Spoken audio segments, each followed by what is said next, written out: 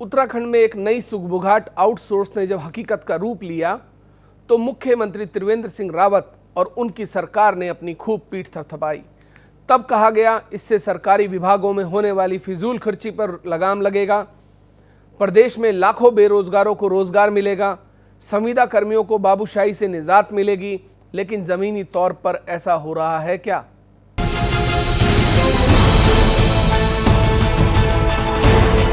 नमस्कार, मैं हूं उमेश कुमार। आज बात इसी आउटसोर्स पर।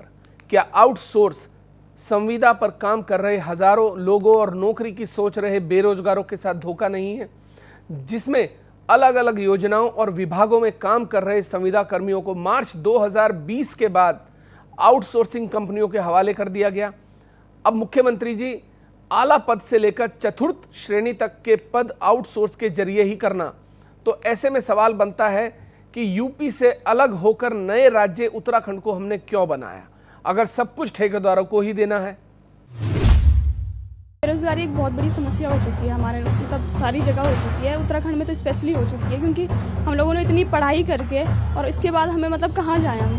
सबसे बड़ी दिक्कत तो ये है कि सब लोग मतलब इतना कंपटीशन बढ़ चुका है कि हम लोग अब कहीं जाने के मतलब सोच भी नहीं सकते हैं हम, क्योंकि सभी लोग हैं, पढ़ाई क्वालिफिकेशन सब लोगों की है, तो मतलब कहीं जॉब ही नहीं है।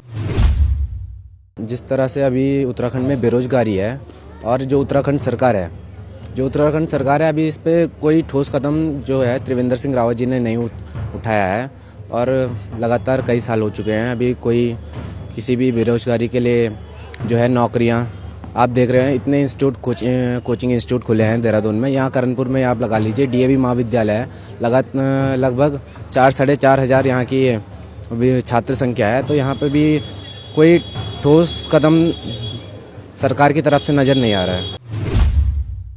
यदि आपको संविदा कर्मचारी के तौर पर आपको नौकरी मिली, एक प्लेसमेंट एजेंसी ने आपको नौकरी दी, ये नौकरी स्थायी नहीं है, ये नौकरी अस्थायी है। जब इस कंपनी से काम वापस लेकर सरकार किसी अन्य कंपनी को देती है तो ये जरूरी नहीं है कि जो आपका बकाया भुगतान इस कंपनी पर है, जो जिस कंपनी के लिए आप पूर्व में काम कर रहे थे, वो आपका भुगतान करे, ये जरूरी नहीं है। ऐसे कई मामले रुद्रप्रयाग, चमोली, टिहरी, उत्तरकाशी में देखने में आए, जहां युवाओं ने कई महीनों तक लगातार मेहनत की और उसके बाद उन्हें अचानक पता लगा कि उनकी कंपनी का काम किसी अन्य कंपनी को दे दिया गया है सरकार द्वारा, और उनकी जो बकाया राशि थी वो कंपनियों ने हड़प ली। तो सरकार ने जो वादे किए पूरे नहीं किए। हमारे प्रवासी जो है उत्तराखंड में आए, बॉम्बे, दिल्ली, कहीं कहीं से अपना रोजगार छोड़ के आए और गांव में जाके वो बेचारे खेती करके अपना पालन पोषण कर रहे हैं। कितने युवा तो जो है अपने घरों में बैठे हैं, ना उनको कोई रोजगार है, ना उनको कोई सुविधा मिली है। खाली सरकार ने एक लॉलीपॉप थमा दिया है युवाओं के हाथ में। युवाओं को बहुत से आशाएं थी कि रोजगार मिलेगा, किंतु जैसा हम देख रहे हैं कि वर्तमान समय ऐसा है कि हजारों की संख्या में युवा बेरोजगार हैं। लोगों ने डिग्रियां तो ले रखी हैं, पढ़ाई अपनी पूरी कर ली है, लेकिन सरकार कोई भर्ती नहीं निकाल रही है। जैसा कि आप देख सकते हैं कि बीच में अभी वन आरक्षी की भर्ती आई थी, उस पर भी स्टे लग गया। ऐसे कई भर्तियां सरकार तो पेपर में इश्तिहार तो दे देती है, लेकिन धरातल पर वो काम पूर्ण नहीं हो रहा है।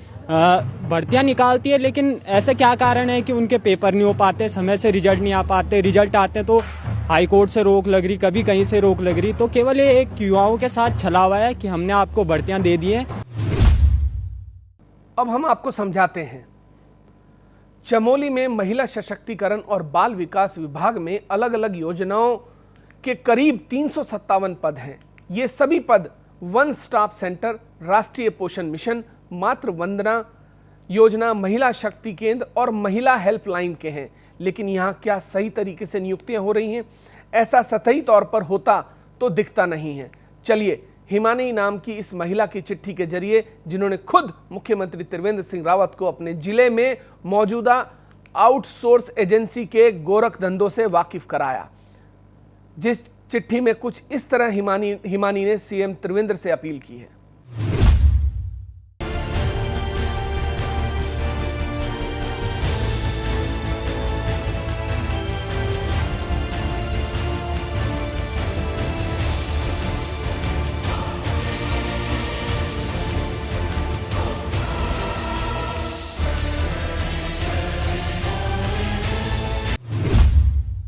माननीय मुख्यमंत्री त्रिवेंद्र सिंह रावत, मैं बाल विकास विभाग गोपेश्वर में महिला शक्ति केंद्र में महिला कल्याण अधिकारी के पद पर नियुक्त थी।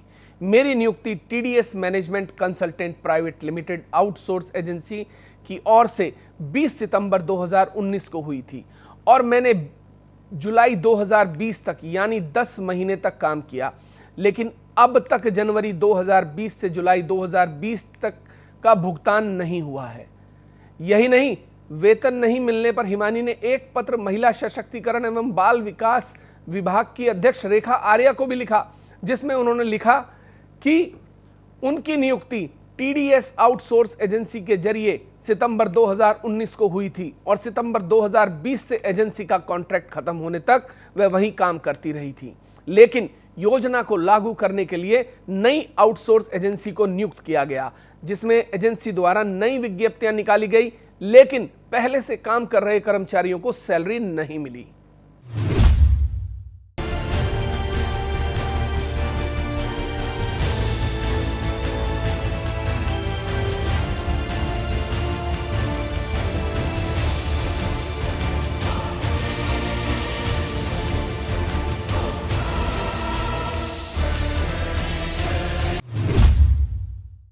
अब इस चिट्ठी में लिखी मुख्य बातें क्या हैं?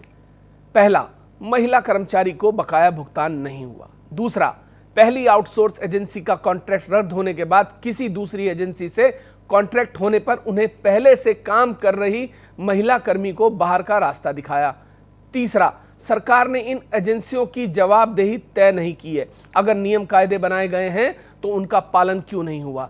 ऐसे तमाम सवाल हैं जिसका जवाब सरकार को देना चाहिए। वैसे उत्तराखंड में फिजूल खर्चे को रोकने के लिए आउटसोर्स लागू किया गया, लेकिन कई बातें जो सामने आ रही हैं वो चौंकाने वाली है। अब देखिए, वन आरक्षी भर्ती परीक्षा जो घपले की भेंट चढ़ गई, कहा तो यह भी जा रहा है कि देहरादून के मेयर सुनील उनियाल की बेटी को बैकडोर एंट्री कराकर नौकरी दी गई।